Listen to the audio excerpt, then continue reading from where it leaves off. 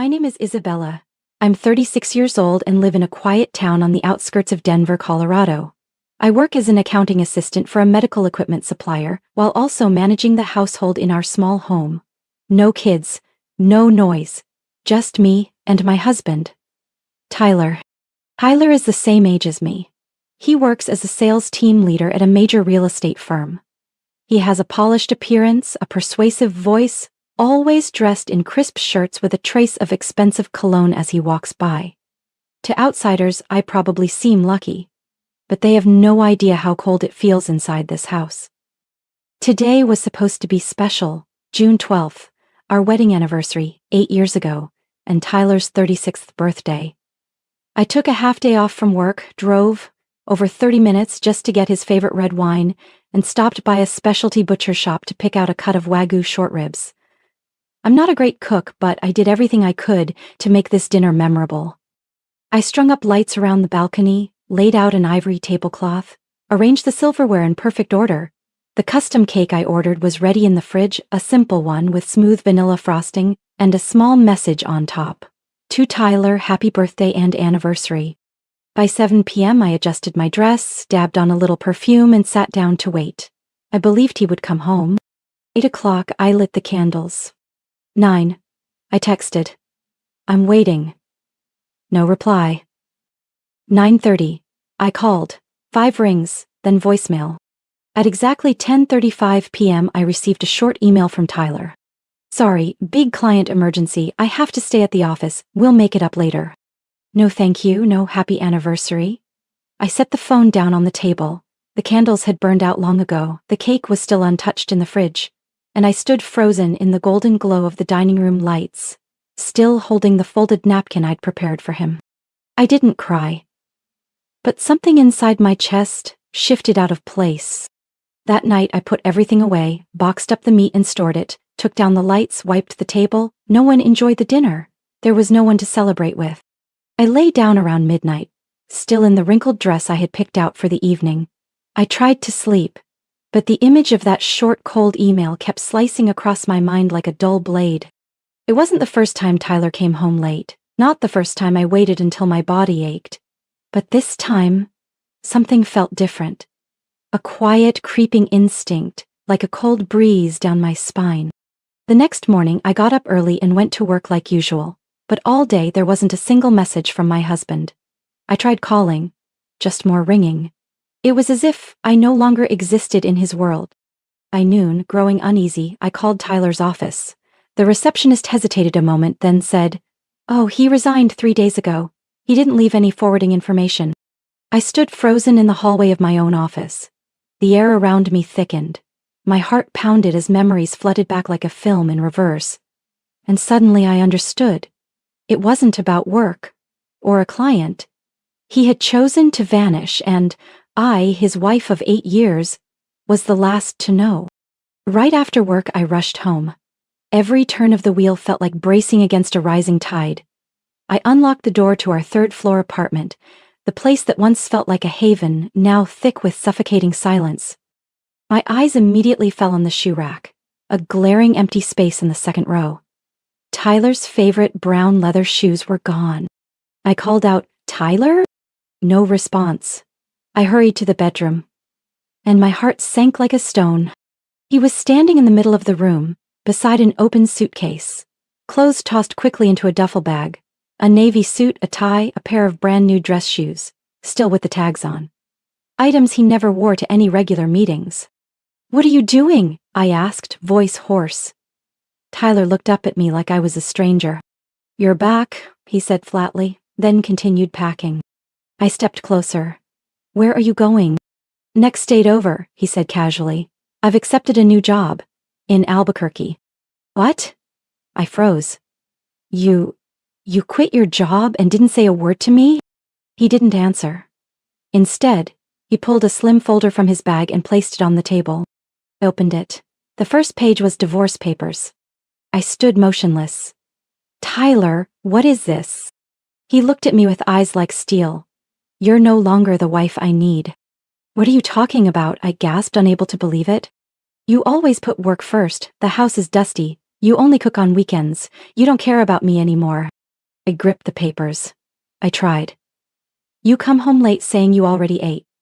I cook, you ignore it. I clean, you tell me not to touch your desk. And now you blame me for not fulfilling my duties? Don't bring up petty things, he snapped. You just make excuses. A real wife doesn't need reminders. I let out a bitter laugh. You talk like I sit around all day. I work, I pay half the rent, but no one cooks dinner for me, no one asks if I'm okay, and I never complained. Tyler narrowed his eyes. That's your choice. I've made mine. He zipped the suitcase and headed to the door. I've rented an apartment near the new job. I start next week. Don't get in my way. I blocked the door. That's it? No apology, no explanation? After 8 years? I don't owe you anything, he said, then brushed past me without looking back. The door clicked shut behind him, final and cold like the slam of a courtroom gavel. I sank to the floor, still clutching the divorce papers, my hands trembling. 2 days later, I received a call from the building management office. Mrs. Isabella, we just received a request to transfer the lease. The current leaseholder has requested to terminate the contract. I froze. What did he say? I asked. He had just left a note. I no longer live there. The person staying behind will clear out and move before the end of the month. No discussion, no message. That night, I dug through the drawer of our old desk and found the receipts for all the furniture. Almost everything, from the sofa to the fridge, was under my name. The only things he took were clothes and a few small tech items. Tyler left like a stranger, but it was that very coldness that finally woke me up. I looked around the apartment. Everything was still there, except the marriage. I didn't sign the divorce papers right away. They sat on the table for 3 days, like a scratch that hadn't started bleeding yet. Every time I walked past, I stopped and stared, as if a reason might appear between the cold typed lines. But the more I looked, the clearer it became. The only explanation was Tyler's brutal silence when he walked out without a word. On Saturday night, I got a notification from an old friends group. An 18-year high school reunion at a craft brewery downtown Denver. I had once looked forward to it, had even paid the reservation fee a month ago. Back then, I imagined showing up with Tyler, hand in hand, a stable couple among those struggling or divorced. Now, it was just me, and a hollow ache that ran deep. I almost didn't go, but then, after looking in the mirror, at the tired face still holding a trace of dignity, I got dressed. A simple black dress, wine-colored lipstick, hair pulled back. Not to impress anyone, just to remind myself I still existed. I was still strong enough to walk into a crowded room without flinching. Moonlight Brewery was just as loud and lively as I remembered from our teenage years. Laughter, clinking glasses, and the hum of old stories echoing from every corner. I stepped into the noise, feeling out of place at first, until a familiar glance made me stop. Hey, Isabella. I turned. It was Nathan, the guy who used to play bass in the school band. Now he had a bit of stubble, a warm, settled look. I almost didn't recognize you, he smiled, handing me a beer. Still the last one to show up, huh? We sat at a small table tucked in the back. Nathan shared that he'd been divorced for 3 years, raising his 6-year-old daughter alone. No bitterness, no dramatics, just quiet truths shared like 2 adults halfway through life. When he asked about Tyler, I answered simply, we're getting divorced. No pity. Nathan gave a small nod, then changed the subject, and I was quietly grateful for that. That night, driving home through Colorado's early summer chill, I turned on the radio. An old song came on. It's not right, but it's okay. The lyrics hit like a punch to the chest, pulling up a flood of memories. Cold dinners left untouched, unread messages and hugs that had faded into nothing. All those years I kept telling myself, Tyler's busy, I should be more understanding, I just need to try harder. But facing the bare truth, I realized I had lived like a shadow, always finding reasons to excuse someone else's neglect. Sunday morning, as I was making coffee, my phone rang. The screen lit up, Tyler. I hesitated a few seconds, then picked up. I've informed the leasing office we're terminating the contract by the end of the month. You should start packing, he said, voice flat like a command. I stayed calm. You don't think you should have asked if I had somewhere else to go? You're an adult, figure it out, he replied bluntly. I set my mug down and spoke slowly. Good. I'll sign. Tyler stayed quiet. And don't call again, I said firmly. Don't talk to me like I'm still the one keeping your house in order. Still no response. I hung up, no hesitation. I sat at the table, my eyes drifted over the divorce papers. Then, as if closing a chapter that had long since rotted, I picked up the pen and signed my name. Not a single tremor in my hand. Not a single tear. Just clarity, after so many years clouded by hollow promises. Exactly 1 week after I submitted the divorce through my attorney, Tyler sent me an email close to 10 p.m. The subject line held just one word: proof. I opened it. Before I could even read the first line, a photo jumped out at me. A marriage certificate. Groom, Tyler Robert James.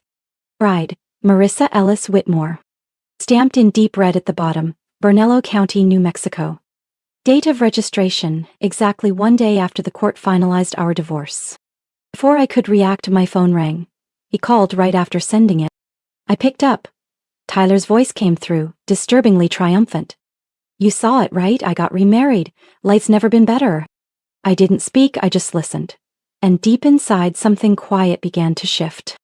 Her name's Marissa. 36, just like you, but she's mature, gentle, and... He paused. So beautiful you'd be jealous. I stayed silent.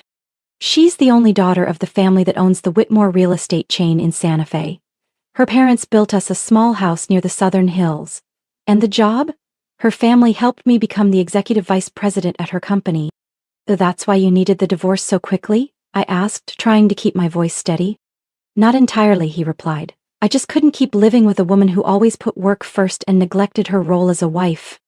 I let out a quiet laugh. And your new wife? She doesn't work? She chose to take care of the home. And we're expecting a baby girl, Tyler said smugly. She's 3 months pregnant. Each sentence he said felt like a dull blade severing the final thread that had once tied me to that marriage. But instead of pain, all I felt was a hollow stillness. Marissa Whitmore. I repeated the name after hanging up. It wasn't unfamiliar. I opened Facebook and typed it in. Her profile came up almost instantly. The profile photo showed a stunning woman with soft blonde waves, sharp blue eyes, and a smile that could make anyone feel small. I scrolled down, and then, on the 10th photo, I froze. Marissa was the girl who went to high school with me for 3 years. Back then, her name was Marissa Ellis, not Whitmore. She was scrawny, had squinty eyes, a flat nose, and blotchy skin from makeup allergies. She used to sit in the back, barely spoke, and often got picked on by classmates. No way. I reopened the wedding photo Tyler had sent in the email. The bride in that picture looked like an entirely different person. Not a trace of the old Marissa Ellis remained. But I remembered those eyes. That slightly crooked tooth she used to get teased for. Bunny teeth. The way she always looked down when walking through the hallway. How could I forget? I called Lana, my best friend from high school. Do you remember Marissa Ellis? I asked. There was a pause on the other end, then Lana laughed. Not only do I remember her, I still have a picture of her from senior year. Why are you suddenly bringing her up? I told her everything. About Tyler, about the new marriage, the gifted house, the magically acquired executive title. Lana wasn't surprised. She changed completely after moving to New York to study art. Went through multiple plastic surgeries. Chin, nose, eyes, jawline. People called her Marissa too. But her personality? Still the same. Quiet, calculating, and very strategic about who she latches onto. I said nothing. There was a rumor she got involved with a much older married architect in Brooklyn, Lana added. Then she moved back to New Mexico and opened an art gallery. Guess she's leveled up now. I had no more questions. That night, I sat in my living room staring at Tyler and Marissa's wedding photo. Everything in the frame sparkled. Flowers, white dress, perfectly aligned teeth, and her bright smile. But I knew, behind all that was layers of makeup, carefully crafted image, and a well-disguised motive. And he chose that. 1 week after Tyler's bragging call, I got a message from an unknown number. It was short. Isabella, are you free? I need to talk. It's serious. I knew exactly who it was. I didn't respond. 15 minutes later, he called. I picked up, not because I cared, but because something told me it would be worth hearing. Marissa gave birth, Tyler said immediately. A baby girl. I heard him swallow hard, then silence. I waited. She doesn't look like me. Or Marissa, actually. She doesn't look like either of us. I tightened my grip on the phone, lips pressed together to stop myself from laughing. Maybe she takes after someone on your side of the family, I offered, light as air. No, I thought that too, but Isabella, do you remember when you laughed hysterically after I told you about Marissa? You knew something, didn't you? Tyler's voice suddenly rose, nervous and panicked. I leaned back in my chair, a slight smirk on my lips. I just found it interesting, I replied, holding back the sharpness in my tone. Stop joking. I did a DNA test. The baby is mine, but I still don't get it. Why doesn't she look like either of us? I haven't told anyone, but you? You laughed like you knew something. Please, tell me. I gave a quiet chuckle. My voice was calm. Do you remember your high school graduation album? Silence. I continued. I found it while packing up the old apartment. It was buried at the bottom of your desk drawer, covered in dust. You were digging through my stuff? Tyler sounded slightly irritated. No, I was cleaning, as you requested, I emphasized. And when I opened that album, I was stunned. A curly-haired boy with squinty eyes, crooked teeth, and acne-covered skin. It took me a few minutes to realize it was you. Tyler exhaled slowly. I always wondered why in 8 years you never introduced me to your college friends, why you insisted on a small wedding with no friends, why there wasn't a single teenage photo in our home. Now I understand. I changed, out of insecurity, he said quietly. No, I replied, you changed because you wanted to live a new life, but you forgot one simple truth: genetics can't be altered. Silence stretched out between us. You think I'm ashamed of who I was? No, I said. I feel sorry for an innocent child who's going to grow up with 2 parents who couldn't be honest. You hid your past. So did Marissa. And now you're surprised your daughter doesn't resemble the edited versions you both constructed? You think she's gonna look like that old version of me? Tyler's voice wavered. No one knows, but she will carry what's real in you. Your blood, your DNA, everything you've tried to erase. I could hear him inhale deeply. What about Marissa? I asked, cutting in one last time. She cried, said she was exhausted from labor. But you know what's worse? What? She won't hold the baby. Every time she looks at the child's face, she turns away. Yesterday, her mom had to step in and hold the baby because she refused. I don't know what to do. I stayed quiet. A bitter heaviness rose in my chest. Not for Tyler, but for a child already rejected by the very people who brought her into this world. I lowered my voice. You once said I failed as a wife because I wasn't willing to sacrifice. But the one rejecting his role as a father is you. Tyler sighed, maybe about to speak again, but I stopped him. You don't need advice from me. I just hope you don't project your shame onto that baby. She didn't do anything wrong. I ended the call before he could reply. Then I blocked his number. There was nothing more I needed to hear. Nearly a year after my final conversation with Tyler, I barely remembered his presence in my life. Not because I tried to forget, but because the life I built after him filled every empty space he left behind. I moved into a small apartment in Boulder, just a 10-minute walk from the office. The balcony overlooked green hills, with just enough sun to grow a few pots of herbs. Mornings no longer felt like something to dread. I'd wake early, make coffee, and breathe. I kept my current job but reduced my hours.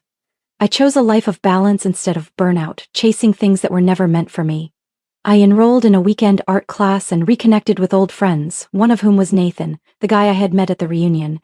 We didn't tie each other down with promises or expectations. Just quiet afternoons and simple companionship between 2 people who valued peace. I no longer checked on Tyler.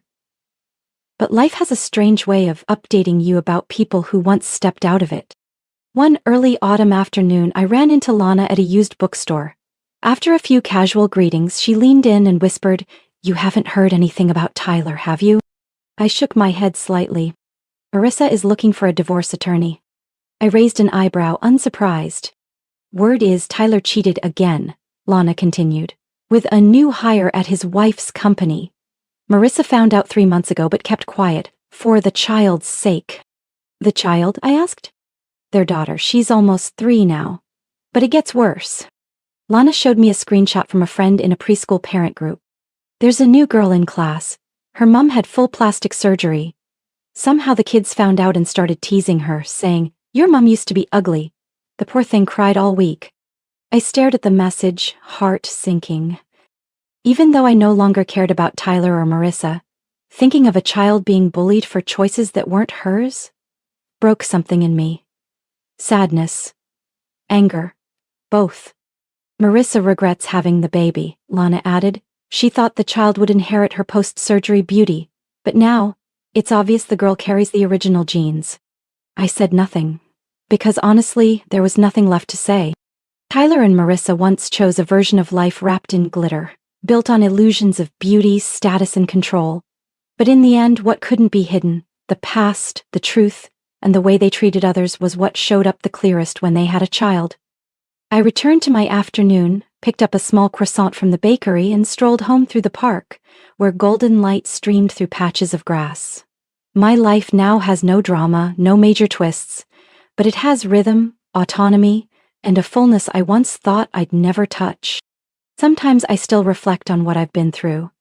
8 years of marriage, a sudden divorce, a shameless betrayal, and the unmasking behind all that flawless makeup. But I no longer feel bitterness. I feel gratitude. Because that collapse gave me the chance to be reborn.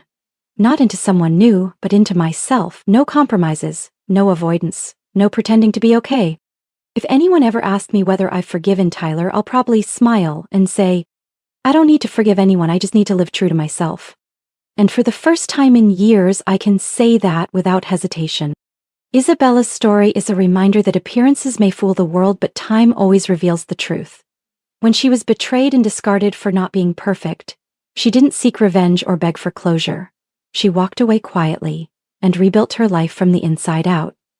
In the end, those who lived a lie had to face the consequences they created, while Isabella found freedom, peace, and her true self, something no amount of cosmetic surgery could ever buy.